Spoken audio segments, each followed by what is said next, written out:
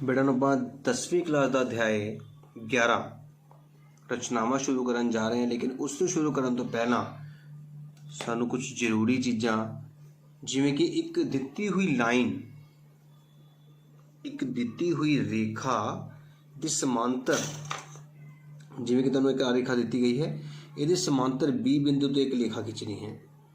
ਉਹ किस तरह खिंची जा सकती है ये समझाना बहुत ज़रूरी है। इस तो बाद ही असी अध्याय 11 शुरू कर सकांगे। ਹੁਣ मैं ਤੁਹਾਨੂੰ किसी ਦਿੱਤੀ ही लाइन के समांतर कोई होर लाइन बनाने के 3 मैथड दे रहा बेटा। सब तो पहला मैथड ਤੁਹਾਨੂੰ मैं प्रकार की मदद नाल दस रहा हाँ, ध्यान नाल देखोगे सारे कि प्रकार की मदद नाल भी असी समांतर रेखावां खिंच सकते हैं। जिवें कि तुहाडे कोल सामने है बेटा कि तुहाडे कोल एक लाइन है AB तो ए बिंदु तो एक AC रेखा तुहानूं दित्ती गई है, पहला ही बनी हुई।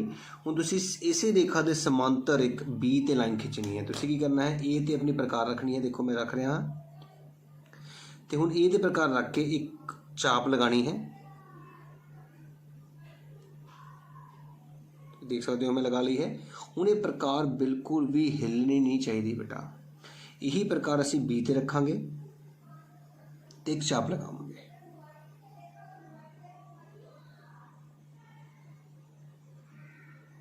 ठीक है बेटा। तो जी ब्लैक लाइन है इसनों थोड़ा जा अगे बढ़ाना पएगा तो जो लाल जी आँख आप लगाई है वो उस कट सके।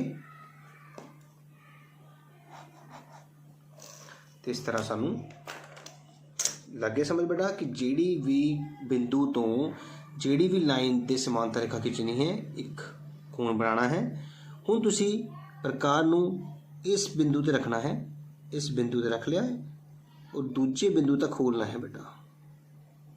खुल गया बेटा। देखो हुण यही प्रकार इत्थे रखनी है तो उस चाप नूं असीं कट देना है। तो हुण इस कट बिंदु नाल असी इस B बिंदु नूं मिला देना है।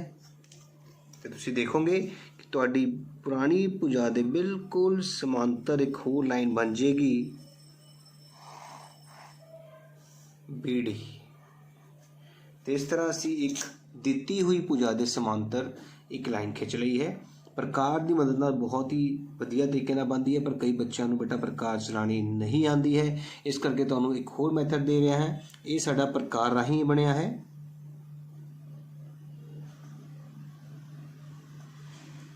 हुण तुहानूं एक होर मैथड करावांगा, ध्यान नाल देखना सारिਆਂ ने। असी D की वरतों कर प्रोटैक्टर जिन्होंने असीं कहने हाँ, D की वरतों करके भी समांतर रेखावां खिंच सकते हैं। किवें? जिस रेखा जिहड़ी लाइन सानूं दित्ती गई है, सब तो पहला उस बिंदु ते अपने D नूं रखना। D नूं रखना सारिਆਂ नूं आंदा होएगा चंगी तरह। मैं तुहानूं दस्सिया होया है कि जिहड़ा आ पॉइंट हुंदा विचकारला, ये पॉइंट A नाल मिलाना है।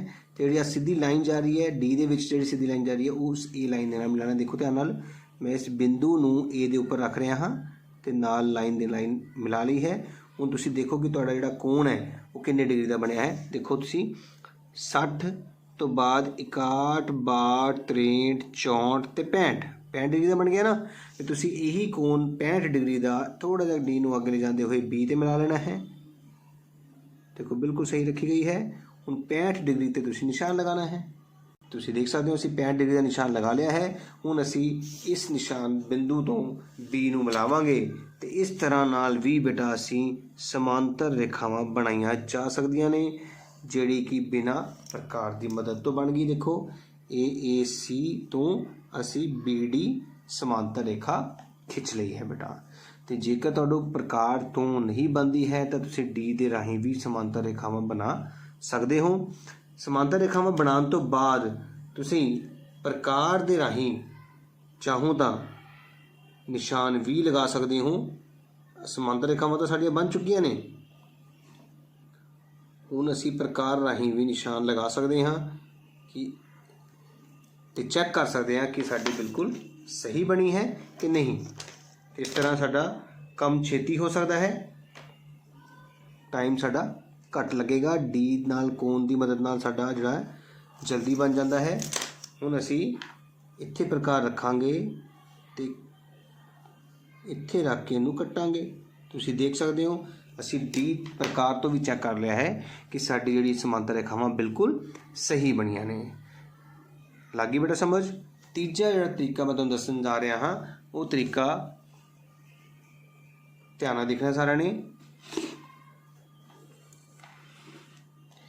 ਇਸ ਦੇ ਵਿੱਚ ਮੈਂ ਤੁਹਾਨੂੰ ਇਹ ਦੱਸ ਰਿਹਾ ਕਿ ਅੰਦਾਜ਼ੇ ਨਾਲ ਵੀ ਅਸੀਂ ਸਮਾਂਤਰ ਰੇਖਾਵਾਂ ਬਣਾ ਸਕਦੇ ਹਾਂ। ਜਿਵੇਂ ਕਿ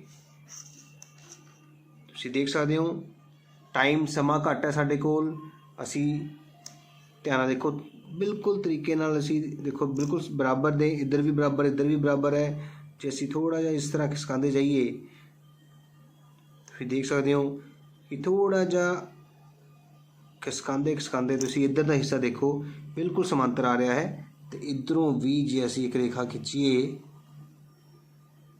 ਤਾਂ ਉਹ ਸਮਾਂਤਰ ਹੀ ਹੋਵੇਗੀ। ਤੇ ਤੁਸੀਂ ਇਸ ਨੂੰ ਚੈੱਕ ਵੀ ਕਰ ਸਕਦੇ ਹੋ ਪ੍ਰਕਾਰ ਦੀ ਮਦਦ ਨਾਲ।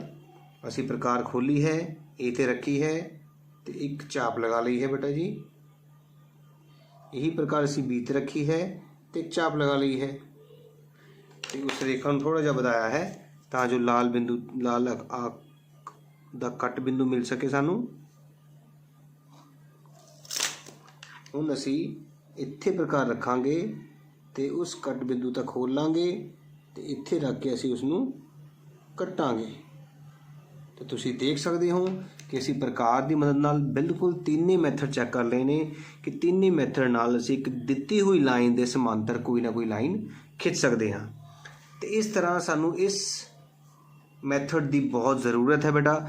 ਜੇ ਤੁਹਾਨੂੰ ਪ੍ਰਕਾਰ ਦਾ ਮੈਥਡ ਵਧੀਆ ਲੱਗਦਾ ਹੈ ਪ੍ਰਕਾਰ ਨਾਲ ਬਣਾਈ ਜਾ ਸਕਦੀਆਂ ਨੇ, ਡੀ ਦਾ ਮੈਥਡ ਵਧੀਆ ਲੱਗਦਾ ਹੈ ਡੀ ਨਾਲ ਵੀ ਬਣਾਈਆਂ ਜਾ ਸਕਦੀਆਂ ਨੇ। ਤੇ ਜੇਕਰ ਅੰਦਾਜ਼ੇ ਨਾਲ ਟਾਈਮ ਕੱਟ ਹੋਣ ਦੇ ਸ਼ਰਤ ਬੇਟਾ ਤਾਈਓ ਅਪਲਾਈ ਕਰਨਾ ਹੈ ਵਾਲਾ ਮੈਥਡ ਜਦੋਂ ਸਾਡੇ ਕੋਲ ਟਾਈਮ ਘੱਟ ਹੋਵੇ, ਅਦਰਵਾਈਜ਼ ਡੀ ਵਾਲਾ ਮੈਥਡ ਬੈਸਟ ਹੈ। ਤੇ ਜੇ ਪ੍ਰਕਾਰ ਤੁਹਾਡੀ ਬਿਲਕੁਲ ਸਹੀ ਹੈ, ਢਿੱਲੀ ਨਹੀਂ ਹੈ, ਟਾਈਟ ਪ੍ਰਕਾਰ ਟਾਈਟ ਹੋਣੀ ਚਾਹੀਦੀ ਹੈ, ਪਿਨ ਪੁਆਇੰਟ ਉਹਦਾ ਸਹੀ ਹੋਣਾ ਚਾਹੀਦਾ ਹੈ, ਪੈਨਸਿਲ ਪ੍ਰਕਾਰ ਦੇ ਵਿੱਚ ਬਿਲਕੁਲ ਸਹੀ ਤਰੀਕੇ ਨਾਲ ਪਾਈ ਗਈ ਹੋਣੀ ਚਾਹੀਦੀ ਹੈ, ਫਿਰ ਪ੍ਰਕਾਰ ਨਾਲ ਵੀ ਅਸੀਂ ਸਮਾਂਤਰ ਰੇਖਾਵਾਂ ਨੂੰ ਬਣਾ ਸਕਦੇ ਹਾਂ। ਅਦਰਵਾਈਜ਼ ਡੀ ਦੀ ਮਦਦ ਨਾਲ ਸਮਾਂਤਰ ਰੇਖਾਵਾਂ ਨੂੰ ਬਣਾਉਣ ਤੋਂ ਬਾਅਦ ਪ੍ਰਕਾਰ ਦੀ ਮਦਦ ਨਾਲ ਚੈੱਕ ਕੀਤਾ ਜਾ ਸਕਦਾ ਹੈ ਕਿ ਉਹ ਸਹੀ ਬਣੀਆਂ ਨੇ ਜਾਂ ਨਹੀਂ ਬਣੀਆਂ ਨੇ। ਤੇ ਹੁਣ ਅਸੀਂ ਇੰਨੀ ਨੌਲੇਜ ਦੇਣ ਤੋਂ ਬਾਅਦ ਅਸੀਂ ਹੁਣ ਆਪਣੇ ਅਭਿਆਸ 11.1 ਸ਼ੁਰੂ ਕਰਾਂਗੇ। ਧਿਆਨ ਨਾਲ ਦੇਖਣਾ ਸਾਰਿਆਂ ਨੇ। ਹੁਣ 11.1 ਅਭਿਆਸ ਦਾ ਪਹਿਲਾ ਸਵਾਲ ਸਾਨੂੰ ਕਿਹਾ ਜਾ ਰਿਹਾ ਹੈ ਕਿ ਇੱਕ 7.6 ਸੈਂਟੀਮੀਟਰ ਲੰਬਾ ਇੱਕ ਰੇਖਾ ਖੰਡ ਖਿੱਚੋ, ਡਰਾ line segment of length 7.6 centimetre. ਤੇ ਆਪਾਂ 7.6 ਸੈਂਟੀਮੀਟਰ ਇੱਕ ਲਾਈਨ ਸੈਗਮੈਂਟ ਖਿੱਚ ਦਿੰਦੇ ਹਾਂ। ਤੁਸੀਂ ਦੇਖ ਸਕਦੇ ਹੋ ਬੇਟਾ ਅਸੀਂ ਇੱਥੋਂ ਲੈ ਕੇ 7 ਤੋਂ ਬਾਅਦ 5ਵੀਂ ਤੇ 6ਵੀਂ ਦੇਖੋ 7.6 ਲਾਈਨ ਪੁਆਇੰਟ ਆਪਾਂ ਖਿੱਚ ਲਈ ਹੈ ਜਿਸ ਨੂੰ ਅਸੀਂ ਨਾਮ AB ਦੇ ਸਕਦੇ ਹਾਂ। ਹੁਣ ਅਸੀਂ ਇਸ ਨੂੰ ਕੀ ਕਰਨਾ ਹੈ, ਇਸ ਨੂੰ 5:8 ਵਿੱਚ ਵੰਡਣਾ ਹੈ। ਧਿਆਨ ਨਾਲ ਦੇਖਣਾ ਬੇਟਾ, ਤੁਸੀਂ ਸਕੇਲ ਦੀ ਮਦਦ ਨਾਲ ਕੋਈ ਵੀ ਇੱਕ ਨਿਊਨ ਕੋਣ ਬਣਾ ਦੇਣਾ ਹੈ, ਐਕਿਊਟ ਐਂਗਲ ਜਿਹਨੂੰ ਕਹਿੰਦੇ ਆ। ਬਸ ਸਕੇਲ ਲੈਣਾ ਹੈ ਤੇ ਇਸ A ਤੇ ਕੋਈ ਨਾ ਕੋਈ ਬਸ ਲਾਈਨ ਖਿੱਚ ਦੇਣੀ ਹੈ, ਕੋਣ ਵਾਲੀ ਲਾਈਨ। ਤੁਸੀਂ ਦੇਖ ਸਕਦੇ ਹੋ ਅਸੀਂ ਕੋਈ ਵੀ ਕੋਣ ਵਾਲੀ ਲਾਈਨ ਖਿੱਚਣ ਜਾ ਰਹੇ ਹਾਂ। ਦੇਖੋ ਬੇਟਾ ਅਸੀਂ ਇੱਕ ਲਾਈਨ ਖਿੱਚ ਲਈ ਹੈ। ਹੁਣ ਤੁਸੀਂ ਕੀ ਕਰਨਾ ਹੈ, ਧਿਆਨ ਨਾਲ ਸਮਝਣਾ ਬੇਟਾ ਸਾਰਿਆਂ ਨੇ। ਕੋਣ ਦੀ ਕੋਈ ਵੀ ਲਾਈਨ ਖਿੱਚੀ ਜਾ ਸਕਦੀ, ਜਿੰਨੇ ਮਰਜ਼ੀ ਡਿਗਰੀ ਦਾ ਕੋਣ ਹੋਵੇ, ਇਸ ਚੀਜ਼ ਨੂੰ ਕੋਈ ਫਰਕ ਨਹੀਂ ਪੈਂਦਾ। ਹੁਣ ਤੁਸੀਂ ਆਪਣੇ ਪ੍ਰਕਾਰ ਨੂੰ ਥੋੜ੍ਹਾ ਜਿਹਾ ਬੇਟਾ ਖੋਲ੍ਹਣਾ ਹੈ, ਬਿਲਕੁਲ ਥੋੜ੍ਹਾ ਜਿਹਾ ਖੋਲ੍ਹਣਾ ਹੈ ਜਿੰਨਾ ਕੁ ਤੁਹਾਨੂੰ ਲੱਗਦਾ ਹੈ। ਹੁਣ ਤੁਸੀਂ ਇਸ ਤੇ ਅਨੁਪਾਤ ਨੇ 5 ਤੇ 8, 5 ਤੇ 8 ਨੇ ਨਾ, ਇਹਨਾਂ ਨੂੰ ਜੋੜ ਦੇਣਾ ਹੈ। 5:8 ਦਾ ਜੋੜ ਹੋਇਆ 5 + 8 13 ਤੇ 13 ਚਾਪਾਂ ਲਗਾਉਣੀਆਂ ਬੇਟਾ। 13 ਚਾਪ ਕਿੱਦਾਂ ਲਗਾਉਣੀ ਹੈ ਤੁਸੀਂ ਦੇਖ ਸਕਦੇ ਹੋ ਧਿਆਨ ਨਾਲ। A ਬਿੰਦੂ ਤੇ ਰੱਖਣੀ ਹੈ, ਇੱਕ ਚਾਪ ਲਗਾਣੀ ਹੈ, ਫਿਰ ਇਸ ਚਾਪ ਦੇ ਉੱਤੇ ਪ੍ਰਕਾਰ ਨੂੰ ਰੱਖਣਾ ਹੈ, ਦੂਜੀ ਚਾਪ ਲਗਾਣੀ ਹੈ। ਇਸ ਤਰ੍ਹਾਂ ਕਰਦੇ ਕਰਦੇ ਤੁਸੀਂ 13 ਚਾਪਾਂ ਲਗਾਉਣੀਆਂ ਨੇ ਬੇਟਾ। ਇਸ ਤਰ੍ਹਾਂ ਧਿਆਨ ਰੱਖਣਾ ਹੈ, ਪ੍ਰਕਾਰ ਬਿਲਕੁਲ ਵੀ ਹਿਲਣੀ ਨਹੀਂ ਚਾਹੀਦੀ ਹੈ। ਠੀਕ ਹੈ ਬੇਟਾ, ਤੁਸੀਂ ਦੇਖ ਸਕਦੇ ਹੋ ਬੇਟਾ ਮੈਂ ਦੇਖੋ 13 ਚਾਪਾਂ ਲਗਾ ਲਈਆਂ ਨੇ ਤੇ ਇਹਨਾਂ ਨੂੰ A ਤੋਂ ਬਾਅਦ A1 A2 A3 A4 A5 A6 A7 A8 A9 A10 A11 A12 A13 ਦਾ ਨਾਮ ਵੀ ਦੇ ਦਿੱਤਾ ਹੈ। ਹੁਣ ਤੁਸੀਂ ਕੀ ਕਰਨਾ ਹੈ, A13 ਜਿਹੜੀ ਸਭ ਤੋਂ ਅਖੀਰਲੀ ਆਰਕ ਹੈ, ਜਿਹੜੀ ਚਾਪ ਬਣਾਈ ਹੈ, ਉਸ ਨੂੰ B ਨਾਲ ਮਿਲਾਣਾ ਹੈ।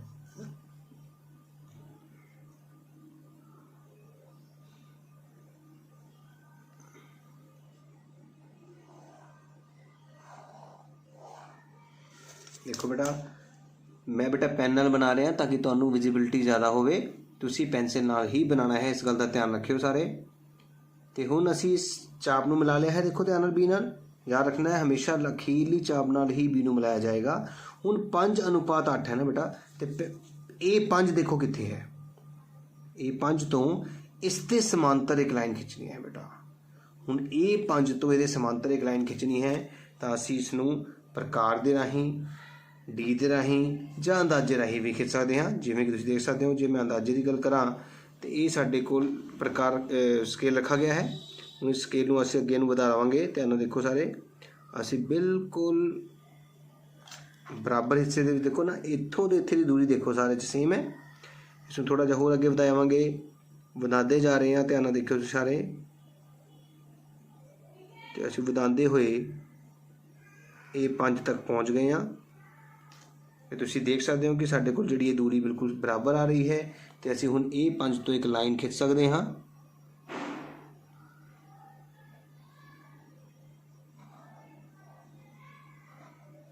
ਇਸ ਤਰ੍ਹਾਂ ਸਾਡਾ ਸਮਾਂ ਬਚ ਜਾਂਦਾ ਹੈ ਅਤੇ ਕਾਫੀ ਜਲਦੀ ਸਵਾਲ ਖਤਮ ਹੋ ਸਕਦਾ ਹੈ ਬੇਟਾ।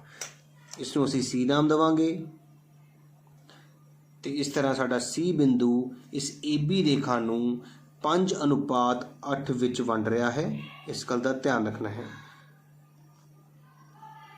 ਹੁਣ ਤੁਸੀਂ ਇੱਕ ਹੋਰ ਗੱਲ ਦਾ ਧਿਆਨ ਰੱਖਣਾ ਹੈ ਬੇਟਾ ਕਿ ਇਹ ਜਿਹੜੀ ਦੂਰੀ ਹੈ ਇਹ ਬਿਲਕੁਲ ਸੇਮ ਬਰਾਬਰ ਹੈਗੀ ਹੈ। ਇਸ ਗੱਲ ਦਾ ਵੀ ਧਿਆਨ ਰੱਖਣਾ ਹੈ। ਜੇ ਹੁਣ ਤੁਸੀਂ ਡੀ ਦੀ ਮਦਦ ਨਾਲ ਬਣਾ ਸਕਦੇ ਤਾਂ ਕਿੱਦਾਂ ਬਣਾਉਂਦੇ, ਇਹ ਵੀ ਤੁਹਾਨੂੰ ਦਿਖਾਊਂਗਾ। ਧਿਆਨ ਨਾਲ ਦੇਖਿਓ। ਇਸ ਲਈ ਤੁਹਾਨੂੰ ਆਪਣੀ ਡੀ ਨੂੰ ਇਸ ਬਿੰਦੂ 'ਤੇ ਰੱਖਣਾ ਹੋਏਗਾ, ਹੈ ਨਾ। ਜਦੋਂ ਤੁਸੀਂ ਇਸ ਬਿੰਦੂ 'ਤੇ ਆਪਣੀ ਡੀ ਨੂੰ ਰੱਖਿਆ ਹੈ ਤਾਂ ਧਿਆਨ ਨਾਲ ਦੇਖੋ, ਤੁਹਾਡੇ ਕੋਲ ਜਿਹੜਾ ਕੋਣ ਬਣ ਗਿਆ ਹੈ ਉਹ 40, ਥੱਲੇੜਾ ਕੋਣ ਦੇਖੋ 40 ਤੋਂ ਬਾਅਦ 42 ਕੋਣ ਬਣ ਚੁੱਕਾ ਹੈ। ਅਤੇ ਜਦੋਂ ਤੁਸੀਂ ਡੀ ਨਾਲ ਇਹੀ ਕੋਣ 5 'ਤੇ ਨੱਪੋਗੇ ਤਾਂ ਦੇਖੋ ਉਹ ਵੀ ਬੇਟਾ 42 ਡਿਗਰੀ ਹੀ ਜਾ ਰਿਹਾ ਹੈ। ਜਿਸ ਲਾਈਨ ਨੂੰ ਅਸੀਂ ਅੱਗੇ ਵਧਾਵਾਂਗੇ ਤਾਂ 40 ਤੇ 2 42 ਤੱਕ ਹੀ ਉਹ ਜਾ ਰਿਹਾ ਹੈ। ਇਸ ਤਰ੍ਹਾਂ ਤੁਸੀਂ ਡੀ ਦੀ ਮਦਦ ਨਾਲ ਵੀ ਬਣਾ ਸਕਦੇ ਸਨ, ਅਤੇ ਜੇ ਤੁਸੀਂ ਪ੍ਰਕਾਰ ਦੀ ਮਦਦ ਨਾਲ ਬਣਾਉਣਾ ਚਾਹੁੰਦੇ ਸੀਗੇ ਤਾਂ ਪ੍ਰਕਾਰ ਦੀ ਮਦਦ ਨਾਲ ਹੀ ਵੀ ਬਣਾਇਆ ਜਾ ਸਕਦਾ ਸੀਗਾ। ਇਸ ਤਰ੍ਹਾਂ ਬੇਟਾ ਪਹਿਲਾ ਸਵਾਲ ਸਾਡਾ ਬੜੇ ਹੀ ਸੌਖੇ ਢੰਗ ਨਾਲ ਖਤਮ ਹੋ ਗਿਆ ਕਿ ਅਸੀਂ C ਬਿੰਦੂ ਪਤਾ ਕਰ ਲਿਆ ਹੈ, ਜਿਹੜਾ ਬਿੰਦੂ ਦਿੱਤੀ ਹੋਈ ਰੇਖਾ ਨੂੰ 5:8 ਵਿੱਚ ਵੰਡ ਰਿਹਾ ਹੈ। ਹੁਣ ਆਪਾਂ ਦੂਜਾ ਸਵਾਲ ਕਰਾਂਗੇ। ਧਿਆਨ ਨਾਲ ਦੇਖਣਾ ਸਾਰਿਆਂ ਨੇ। ਇਸ ਸਵਾਲ ਵਿੱਚ ਕਿਹਾ ਜਾ ਰਿਹਾ ਹੈ ਕਿ ਇੱਕ 4 ਸੈਂਟੀਮੀਟਰ, 5 ਸੈਂਟੀਮੀਟਰ ਅਤੇ 6 ਸੈਂਟੀਮੀਟਰ ਭੁਜਾਵਾਂ ਵਾਲੇ ਇੱਕ ਤ੍ਰਿਭੁਜ ਦੀ ਰਚਨਾ ਕਰੋ। ਇਹਦਾ ਮਤਲਬ ਸਭ ਤੋਂ ਪਹਿਲਾਂ ਅਸੀਂ 4 ਸੈਂਟੀਮੀਟਰ, 5 ਸੈਂਟੀਮੀਟਰ ਅਤੇ 6 ਸੈਂਟੀਮੀਟਰ ਭੁਜਾਵਾਂ ਵਾਲਾ ਇੱਕ ਤ੍ਰਿਭੁਜ ਬਣਾਉਣਾ ਹੈ ਬੇਟਾ, ਜੋ ਕਿ ਅਸੀਂ 7ਵੀਂ ਕਲਾਸ ਤੋਂ ਸਿੱਖਦੇ ਆ ਰਹੇ ਹਾਂ ਕਿ ਕਿਵੇਂ ਇੱਕ ਤ੍ਰਿਭੁਜ ਨੂੰ ਬਣਾਇਆ ਜਾਂਦਾ ਹੈ। ਅਸੀਂ ਇੱਕ ਰਫ ਡਾਇਗਰਾਮ ਬਣਾ ਲੈਂਦੇ ਹਾਂ। ਸਾਈਡ 'ਤੇ ਇੱਕ ਤ੍ਰਿਭੁਜ ਬਣਾ ਦਿੰਦੇ ਹਾਂ ਅਤੇ ਇਸ ਤ੍ਰਿਭੁਜ ਦੇ ਵਿੱਚ ਇੱਕ ਭੁਜਾ 6 ਹੈ, ਇੱਕ ਭੁਜਾ 4 ਹੈ ਅਤੇ ਇੱਕ ਭੁਜਾ 5 ਹੈ। ਅਤੇ ਸਭ ਤੋਂ ਪਹਿਲਾਂ ਅਸੀਂ ਇੱਕ 6 ਸੈਂਟੀਮੀਟਰ ਦੀ ਭੁਜਾ ਬਣਾਉਣ ਲੱਗੇ ਨੇ। ਧਿਆਨ ਨਾਲ ਦੇਖਣਾ ਸਾਰਿਆਂ ਨੇ।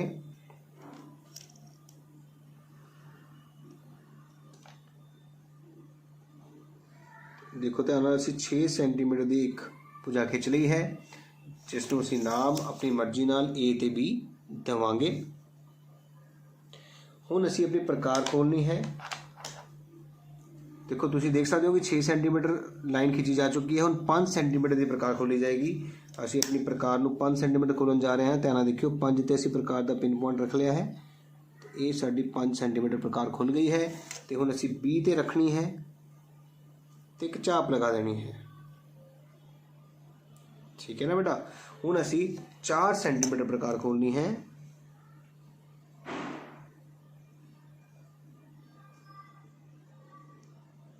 ਅਤੇ A 'ਤੇ ਰੱਖਣੀ ਹੈ ਅਤੇ ਇਸ ਨੂੰ ਕੱਟ ਦੇਣਾ ਹੈ।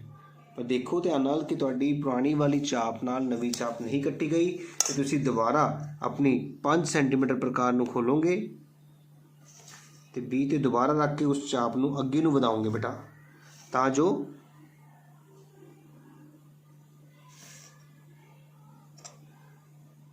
ਦੇਖੋ ਤੁਹਾਡੀ ਪ੍ਰਕਾਰ ਕੱਟ ਚੁੱਕੀ ਹੈ। ਹੁਣ ਤੁਸੀਂ ਇਸ ਕੱਟ ਬਿੰਦੂ ਤੋਂ A ਤੇ B ਨੂੰ ਮਿਲਾ ਦੇਣਾ ਹੈ।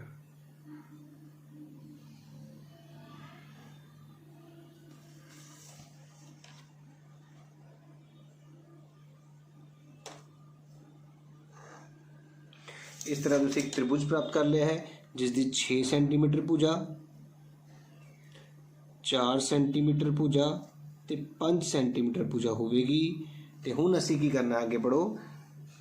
ਇਸ ਦੇ ਸਮਰੂਪ ਇੱਕ ਹੋਰ ਤ੍ਰਿਭੁਜ ਬਣਾਓ, ਜਿਸ ਦੀਆਂ ਭੁਜਾਵਾਂ ਇਸ ਦੀਆਂ ਸੰਗਤ ਭੁਜਾਵਾਂ ਦਾ 2/3 ਬੇਟਾ ਧਿਆਨ ਨਾਲ ਸਮਝਣਾ ਹੈ, 2/3 ਹਿੱਸਾ ਕਿਹਾ ਜਾ ਰਿਹਾ ਹੈ। ਸਭ ਤੋਂ ਪਹਿਲਾਂ ਕੰਮ ਕੀ ਕਰਨਾ ਹੈ, ਤੁਸੀਂ ਇਹਨਾਂ ਦੋਨਾਂ ਦੇ ਵਿੱਚੋਂ ਜਿਹੜਾ ਵੱਡਾ ਅੱਖਰ ਹੈ ਉਸ ਨੂੰ ਸਰਕਲ ਕਰ ਦੇਣਾ ਹੈ। ਠੀਕ ਹੈ ਬੇਟਾ। ਸਰਕਲ ਕਰਨ ਦਾ ਮਤਲਬ ਕੀ ਹੈ, ਹੁਣ ਧਿਆਨ ਨਾਲ ਦੇਖਿਓ। ਸਭ ਤੋਂ ਪਹਿਲਾਂ ਅਸੀਂ ਕੀ ਕਰਾਂਗੇ, ਹੁਣ ਅਸੀਂ ਸਭ ਤੋਂ ਪਹਿਲਾਂ ए तो हेठा नीचे वाल नूं एक न्यून कोण बनावांगे। ठीक है बेटा, हुण इस न्यून कोण दे विच की करना है, असीं जिहड़ा सर्कल कीता है, वड्डा अखर उपर भी हो सकता है, वड्डा अखर थल्ले भी हो सकता है। जिहड़ा वड्डा अखर है उन्नियां चापां लगाउणियां ने बेटा थल्ले। हुण ध्यान नाल देखो, असीं चाप लगाउण जा रहे हैं। ये प्रकार थोड़ी जी खोल ली है तो इसनूं असीं चाप लगावांगे। ए ते अपने प्रकार नूं रखना है तो थोड़ी जी प्रकार खोलनी है तो इस तरह एक चाप लगा देनी है। फिर हुण इसके उत्ते प्रकार रखनी है तो एक होर चाप लगानी है, फिर इसके उत्ते प्रकार रखनी है तो एक होर चाप लगा देनी है। इस तरह साडियां 3 चापां हो गई ने। इन्हों असीं नाम दे देना है, ए दे हेठा A1, A1 दे हेठ A2 तो फिर A3। हुण की करना है, ध्यान नाल समझना बेटा। हुण तुसीं देखना है नीचे की रखण, मतलब जो भी सर्कल जिहड़ा कीता उहनूं नहीं देखना। हुण तुसीं अपने डिनोमीनेटर, अपने हर नूं देखना बेटा। हर दे विच की है 3 है तो तुसीं तीजी चाप नूं B नाल मिलाउणा है। जेकर यही सवाल 3/2 दा हुंदा तो सर्कल तो उपर होना सी ना, तुसीं दूजी चाप पहलां वरतनी सी। पहलां किहड़ी चाप वरती, चाप किन्नियां लगाउणियां ने, जिहड़ा वड्डा अखर है उन्नियां चाप लगणियां ने। पर पहलां किहड़ी चाप वरती जाएगी, जिहड़ी हर विच होएगी नीचे। तो तीजी चाप नूं असीं B नाल मिलाण जा रहे हैं। ध्यान नाल देखो,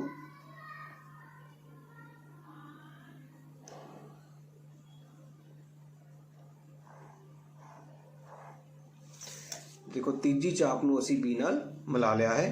हुण किहड़ी है चाप वरती जाएगी, तीजी चाप वरती गई ना हर वाली। हुण दूजे नंबर ते अंश वाली चाप वरती जाएगी, मतलब A2।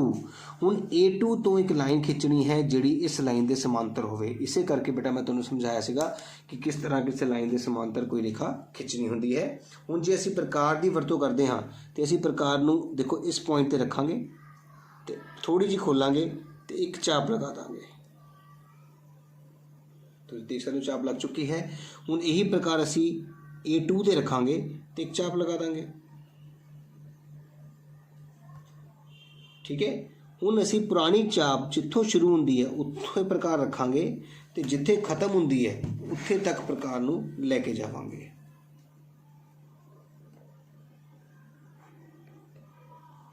ठीक है ना बेटा। तो हुण यही प्रकार इत्थे रखांगे तो इधर कटांगे। ये कट नहीं होया, यही प्रॉब्लम्स आ सकदियां प्रकार दे विच। सब तो पहला असीं दोबारा उसी उन्नी ही प्रकार खोलनी पेगी जिन्नी कि पहला खोली सीगी ते उसनूं अगे वधाना होएगा। तो हुण असीं इस कट बिंदु तो एक लाइन खिंचांगे जिहड़ी कि बिल्कुल एक पुरानी लाइन दे समांतर होवेगी।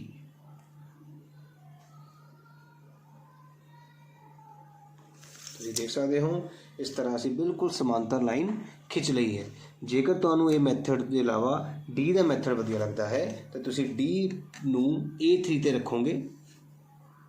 देखो ध्यान नाल,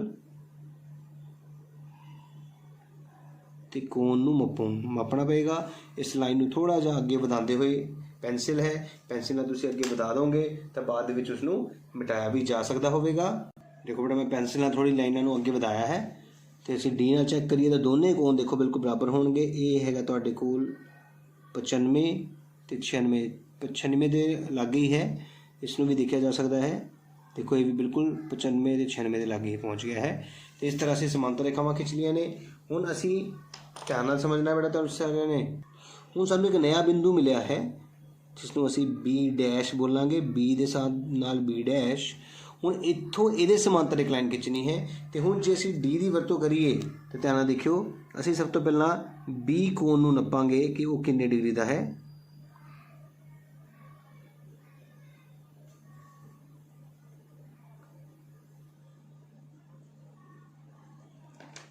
तो असीं D रख ली है। देखो ये कोण साडे कोल जिहड़ा आ रहा है, इसमें थोड़े लाइन नूं अगे वधा दिंदे हां तां जो सानूं दिसे D they which actually page लगा होया है।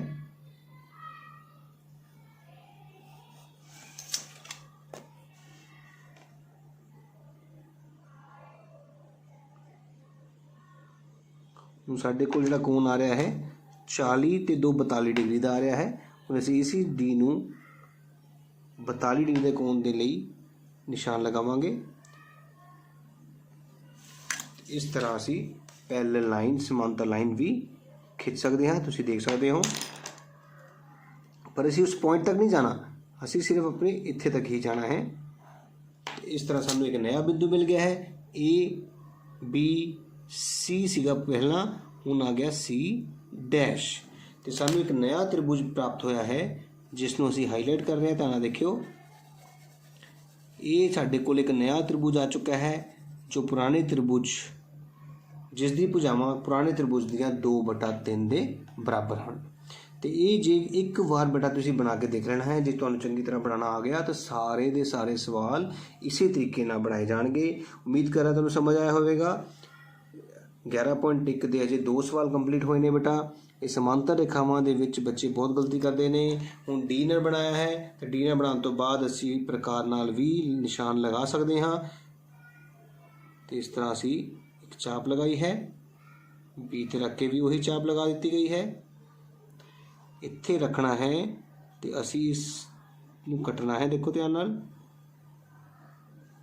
ਤੇ ਇੱਥੇ ਰੱਖ ਕੇ ਵੀ ਅਸੀਂ ਉਸ ਨੂੰ ਕੱਟ ਦਿੱਤਾ ਹੈ। ਤੇ ਇਸ ਤਰ੍ਹਾਂ ਅਸੀਂ ਪ੍ਰਕਾਰ ਰਾਹੀਂ ਵੀ ਸਮਾਂਤਰ ਰੇਖਾਵਾਂ ਖਿੱਚ ਸਕਦੇ ਹਾਂ।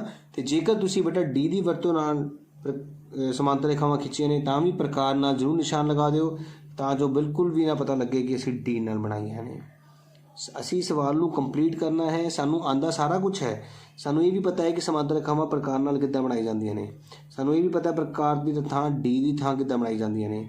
ਪਰ ਸਵਾਲ ਪੇਪਰ ਦੇ ਵਿੱਚ ਜਲਦੀ ਖਤਮ ਹੋ ਜਾਵੇ ਇਸ ਦੇ ਤਰੀਕੇ ਵੀ ਸਾਨੂੰ ਪਤਾ ਹੋਣੇ ਚਾਹੀਦੇ ਨੇ। ਜੇਕਰ ਮੇਰੀ ਵੀਡੀਓ ਸਮਝ ਆਈ ਹੋਵੇ, ਮੇਰੀ ਵੀਡੀਓ ਦੇ ਵਿੱਚ ਕਰਾਇਆ ਗਿਆ ਤੁਹਾਨੂੰ ਰਚਨਾ ਸਮਝ ਆਈ ਹੋਵੇ ਤਾਂ ਜ਼ਰੂਰ ਬਣਾ ਕੇ ਦੇਖਿਓ ਬੇਟਾ। ਜ਼ਰੂਰ ਇਸ ਵੀਡੀਓ ਨੂੰ ਲਾਈਕ ਕਰਿਓ ਤੇ ਮੇਰੇ ਚੈਨਲ ਨੂੰ ਸਬਸਕ੍ਰਾਈਬ ਕਰਨਾ ਨਾ ਭੁੱਲਿਓ, ਤਾਂ ਜੋ ਅਗਲੀ ਜਿਹੜੀ ਵੀਡੀਓ ਹੈ ਤੁਹਾਡੇ ਫੋਨ ਤੇ ਸਭ ਤੋਂ ਪਹਿਲਾਂ ਸ਼ੋ ਹੋ ਸਕੇ।